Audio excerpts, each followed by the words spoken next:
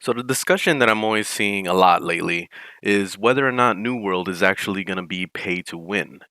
Since New World doesn't have a monthly subscription, it's starting to lean into is Amazon supposed to be making money off of this game over time. During the beta, we got a little preview of what the cash shop is going to be. There was a bunch of cosmetic things. We didn't see anything as far as, XP boosters or anything like that. But this doesn't mean that when this game launches that it won't have things like that. And with all my experience of playing MMOs that don't have monthly subscriptions, free to play games and all that, every game eventually gets some form of pay to win. The main thing a lot of people were really concerned about was XP boosters. It was also paying for teleporting because they do have that as off system, and also even straight up potential pay to win as far as like buying maybe in-game money so that you can buy gear with it, stuff like that. And ultimately, it all ends with how Amazon wants to approach this. It seems like, for the most part, Amazon is trying really hard to keep their player base. They really are listening to their community and they're trying to make it as best as they can while also trying to figure out how to make money for themselves, which is perfectly fine. So, personally, I think they're probably going to go with the whole XP booster route. They're most likely going to do that. I haven't seen any free to play games or games without subscriptions not include something like that. So, it's pretty much guaranteed that that's going to happen eventually. And then also, there could be stuff to buy as off so that you can teleport and things like that. At least during the beta, I was able to figure out some pretty decent ways to gain as off. It's not too hard. It's really easy to kind of keep yourself capped out on it so you can teleport as much as you want. You, of course, can't be jumping from town to town like consistently, for hours on end. It's just not going to work. So you have to actually work to get the as off. But when I think about pay to win systems in video games, I always think about how is it going to hurt my gameplay. So let's use some examples here. I'm going to use three of the last MMOs that I really played seriously. So last one was Black Desert Online. There was Guild Wars 2. And then I spent a lot of time in the past with Warframe. So let's look at all three of these and see how they work. Guild Wars 2 was a pay to play game with no monthly subscription.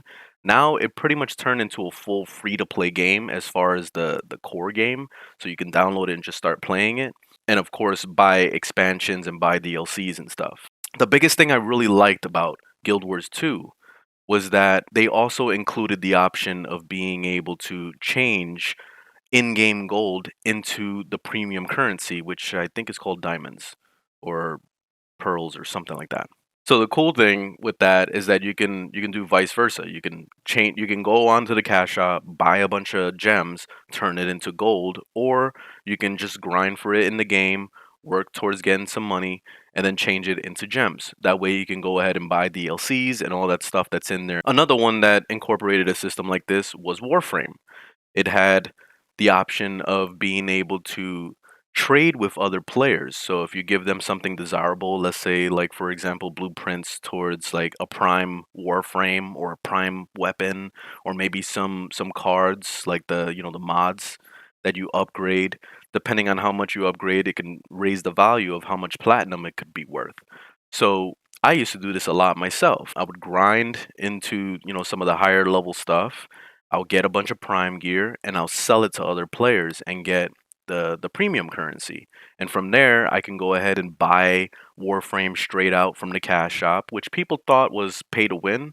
And I could totally see that because you basically get into this whole aspect of you can come into the game and let's say if you throw 60 bucks at the game, you can immediately buy some of the best warframes in the game. It doesn't necessarily mean that the warframes that you start with are bad. It could be that warframes that you buy could be performing a lot better than the ones that you get by default. You know what I mean? So that can kind of constitute as pay to win in its own right.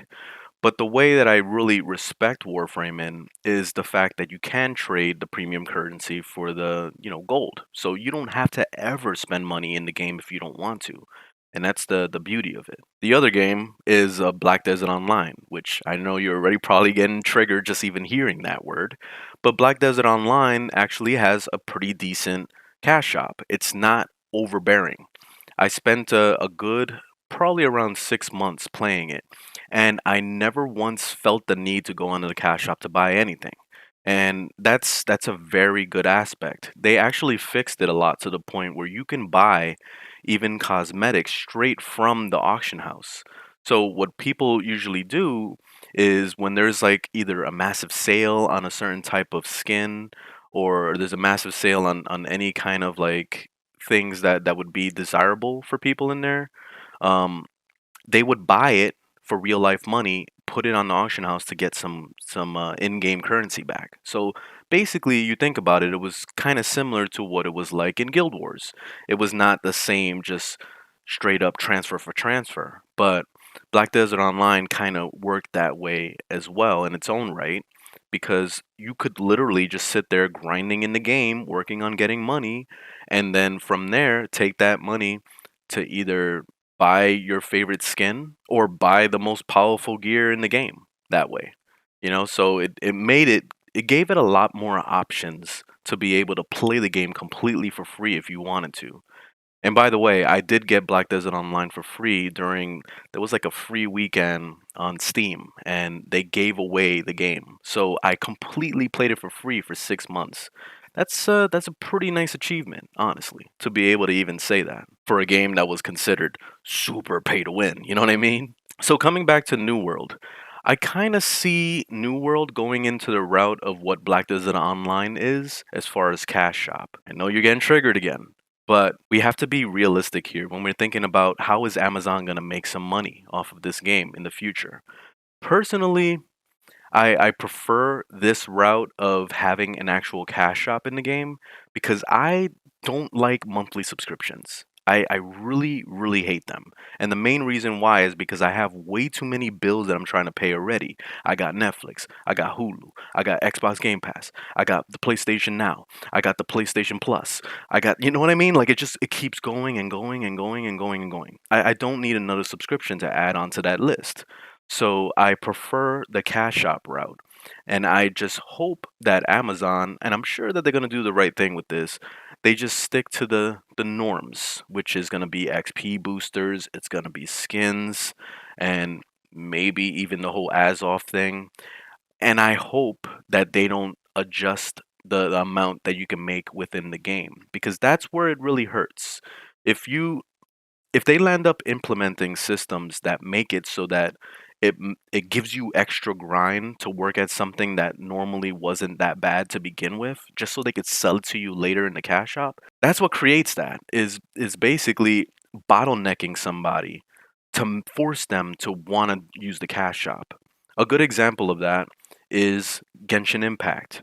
I played a lot of Genshin Impact. I probably spent maybe 15 bucks at the most because I was paying not only the $5 subscription thing for myself, but also my fiance. And I did buy a little bit of primos because I wanted to be able to get a certain character. But in most cases, if you're not playing that game for months at a time, then you will probably never get the characters that you ever want in that game because of two things. One, the resin system really ruins trying to gear up anybody.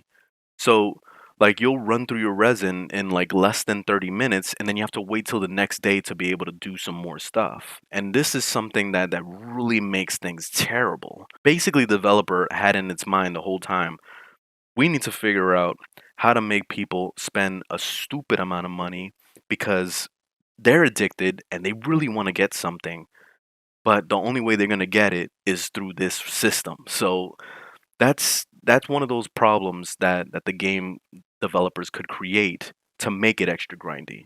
Another game that's really grindy that I've been playing a lot lately is The Division 2. It seems like all Ubisoft games are like this now for some reason. Even the Assassin's Creed games are doing this, where the game is like extra grindy. It makes it really slow to level, really slow to obtain the gear that you want, just so they can force you to like play it more or something.